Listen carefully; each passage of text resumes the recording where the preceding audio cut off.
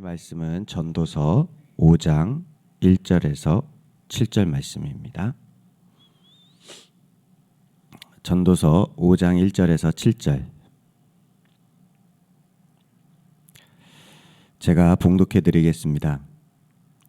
너는 하나님의 집에 들어갈 때에 내 발을 삼갈지어다. 가까이하여 말씀을 듣는 것이 우매한 자들이 재물 드리는 것보다 나으니 그들은 악을 행하면서도 깨닫지 못함이니라. 너는 하나님 앞에서 함부로 입을 열지 말며 급한 마음으로 말을 내지 말라. 하나님은 하늘에 계시고 너는 땅에 있음이니라. 그런즉 말을 적게 할 것이라. 걱정이 많으면 꿈이 생기고 말이 많으면 우매한 자의 소리가 나타나느니라. 네가 하나님께 서원하였거든 갚기를 더디게 하지 말라. 하나님은 우매한 자들을 기뻐하지 아니하나니 서원한 것을 갚으라. 서원하고 갚지 아니하는 것보다 서원하지 아니하는 것이 더 나으니 네 입으로 네 육체가 범죄하게 하지 말라. 사자 앞에서 내가 서원한 것이 실수라고 말하지 말라. 어찌 하나님께서 내 목소리로 말미암아 진노하사 내 손으로 한 것을 멸시하게 하랴. 꿈이 많으면 헛된 일들이 많아지고 말이 많아도 그러하니 오직 너는 하나님을 경외할지니라. 아멘.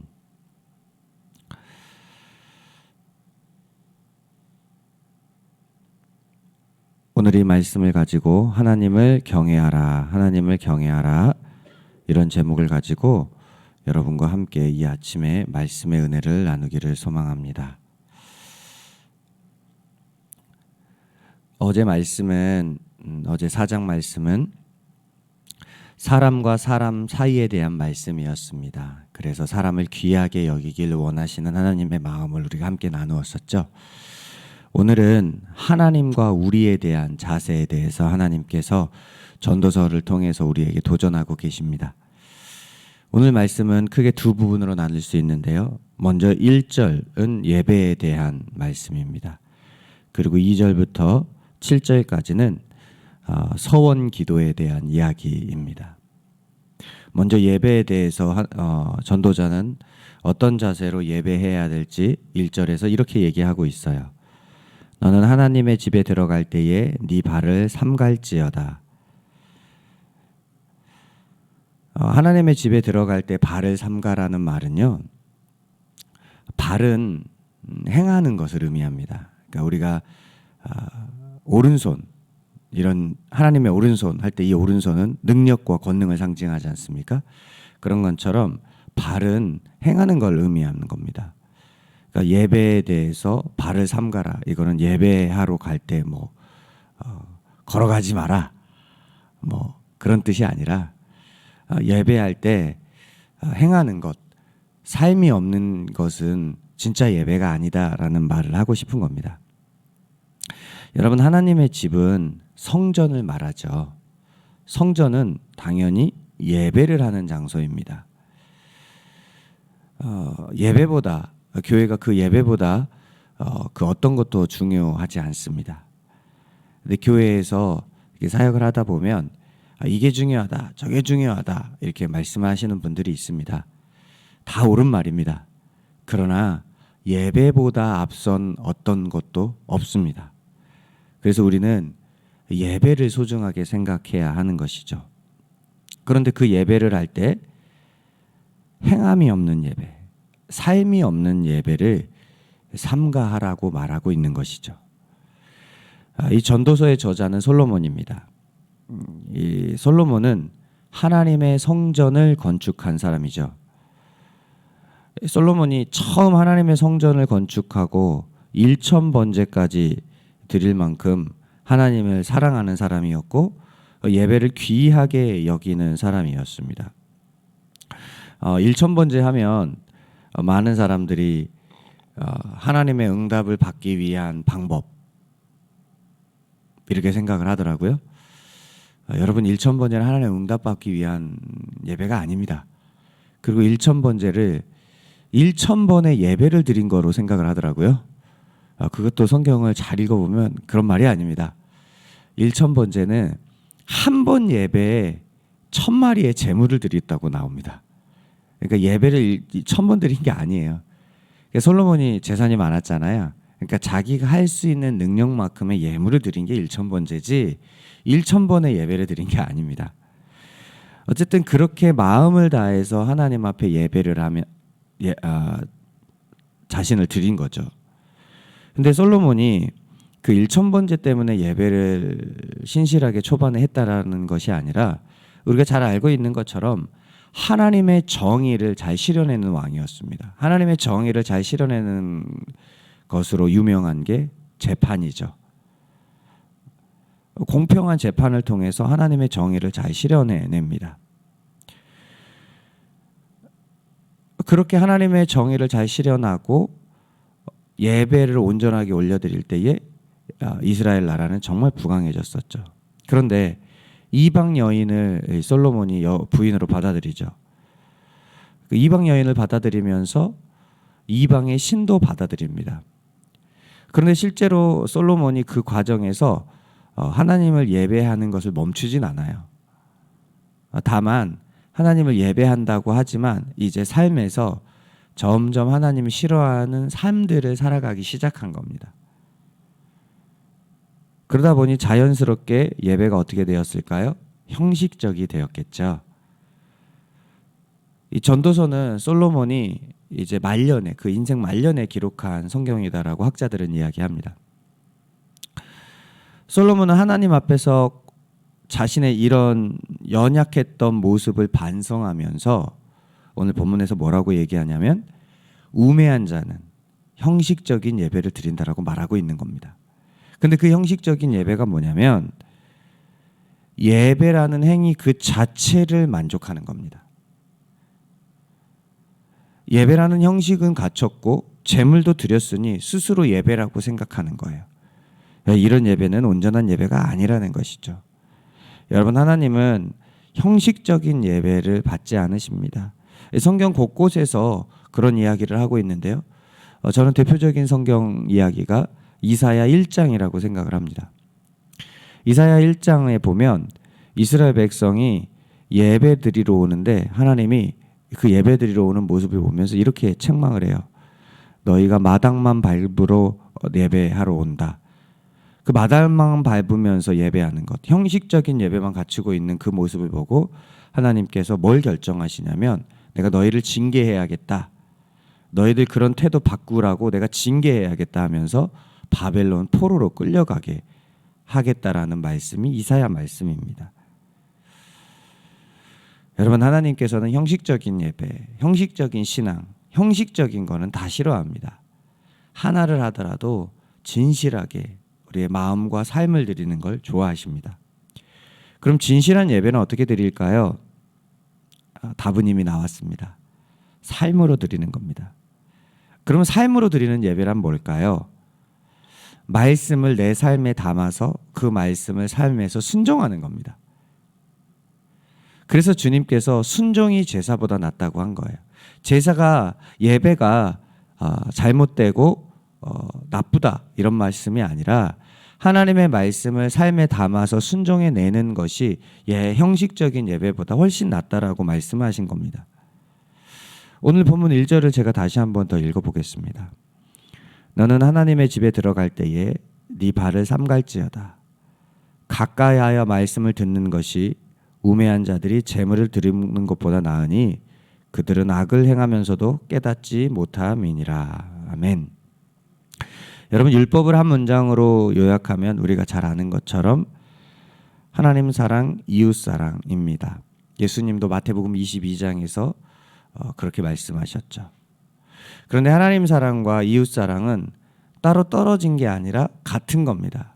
헬라어 원어에 보면 이 하나님 사랑, 첫 번째는 하나님 사랑해야 되고 두 번째는 하나님 사랑해야 된다라고 나오는데요. 헬라어 원어에 보면 이 첫 번째, 두 번째가 가장 우선순위고 두 번째 순위다 이런 뜻이 아니라 그냥 어쨌든 말을 할 때 순차적으로 배열을 해야 되잖아요. 그러니까 말을 위해서 순차적으로 배열하는 것일 뿐이지 이 두 개는 똑같이 중요한 우선순위를 가지고 있다라는 거예요. 그 말은 무슨 말이냐면 하나님 사랑하는 거나 이웃 사랑하는 거는 같은 거라는 거죠. 그러니까 말하자면 하나님을 사랑한다라고 말하면서 이웃을 사랑하지 않는 것은 거짓이라는 것이죠. 그러니까 정말 하나님 사랑하는 사람들은 이웃을 사랑하는 겁니다. 그래서 나를 구원하신 하나님을 사랑하면 우리는 자연스럽게 예배하잖아요. 그 사랑의 표현으로 예배하는 거잖아요. 그럼 당연히 예배하면 우리의 삶은 뭐 해야 될까요? 이웃을 향해서 사랑해야 돼요. 정의를 삶에 투영해서 살아내야 되는 것이죠. 그래서 내일 말씀이 그런 정의에 대한 말씀이 있는 거예요. 같은 맥락이죠. 진정한 예배는요, 교회 안에서 드리는 게 아니라 일상에서 드리는 겁니다. 그래서 어떤 의미에서 진정한 예배는 교회 문을 열고 나가는 그 첫걸음부터 시작이 되는 거예요. 여기에선 충만하게 예배 드려놓고 교회 문 밖에 나가서 막 싸우고 막 정죄하고 이런 분들이 참 많잖아요. 주님은 그런 예배를 원하는 게 아닙니다. 로마서 12장 1절, 로마서 1장부터 11장까지는 교리서예요. 어떻게 하면 구원을 받을 수 있는지. 근데 이 구원에 대한 이야기를 다 끝내자마자 제일 먼저 한 말씀 12장 1절에서는요, 이렇게 얘기를 해요.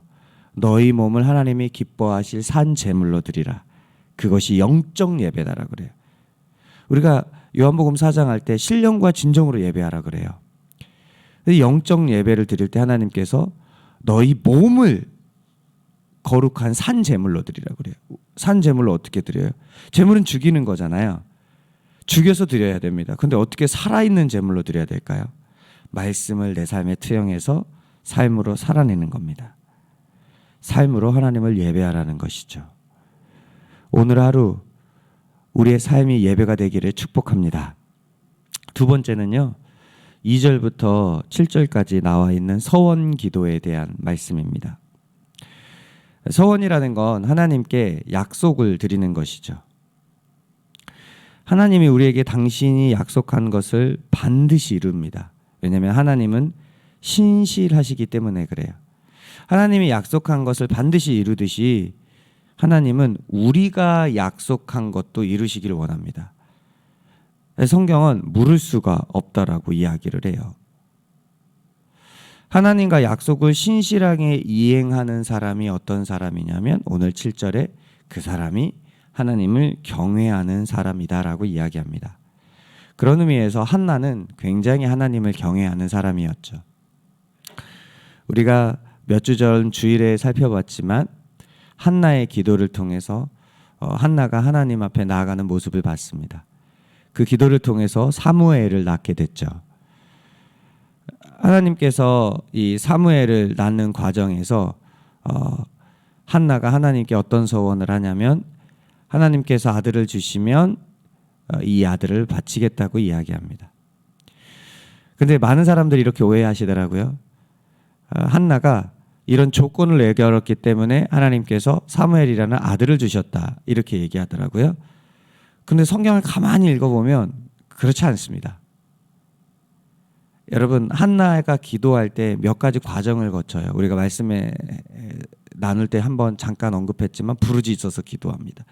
근데 이 말씀을 잘 보면요, 하나님과 심정이 통한 기도를 했다고 나와요. 그 시대가 어떤 시대였냐면 말씀이 없는 시대였어요. 그러니까 말씀이 없는 시대에 말씀을 선포할 사람이 필요했던 거예요. 그러니까 하나님이 이런 시대를 보면서 마음이 너무 아파하겠구나. 하나님의 마음을 안 거예요. 그리고는 하나님, 이 아들이 그런 사람이 됐으면 좋겠습니다. 조건을 내건 게 아니라 하나님의 마음을 알고 기도한 거예요. 그렇게 서원 기도했을 때 하나님께서 응답하신 거예요. 그리고 실제로 하나님의 마음을 알고 서원을 하니까 어떻게 해요? 그 서원에 정말 응답해서 정말 어렵게 낳은 아들을 하나님께 드릴 수 있었던 거예요. 여러분, 한나가 이렇게 한 건요, 말씀이 끊어진 사사시대, 사람들이 자기 소견에 옳은 대로 행하던 그 사사시대에 그래도 하나님을 경외하고 있었기 때문입니다. 여러분, 우리는 하나님을 경외하잖아요.